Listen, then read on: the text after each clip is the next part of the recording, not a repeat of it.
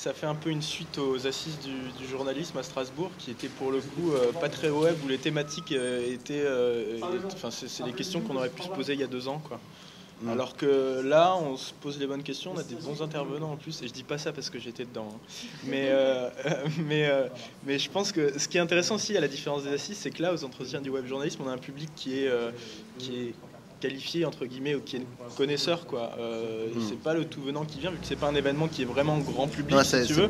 On a une audience qui déjà est au fait des questions et des sujets que l'on traite, alors qu'aux assises, tu avais des débats qui étaient quelquefois je vais pas dire parasité, mais qui était ça coupait court à des discussions, parce que tu avais des gens dans le public qui intervenaient et qui disaient mais c'est quoi en fait le crowdfunding, le crowdsourcing, c'est quoi, je comprends pas, de quoi vous parlez? Ou alors c'est que ça a bien été introduit ici.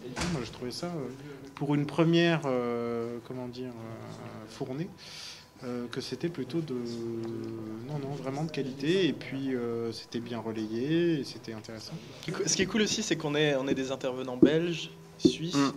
L'année prochaine, ils veulent faire venir des Canadiens aussi. Ça donne une dimension internationale, européenne, parce que je pense que dans les questionnements sur le journalisme en France, on est toujours soit franco-français, soit on invite un intervenant américain qui est le Messie, le pape, qui va nous dire et qu'on va écouter comme Dieu, quoi. Et ça, c'est gonflant. Alors que là, il y a vraiment des échanges. Qu'est-ce qui se fait chez toi? Comment ça se fait chez moi? Il y a eu Damien de la RTBF qui était très très bon. Eh ben, écoute, Damien en acteur. Hein, ouais, écoute, il est très très bon.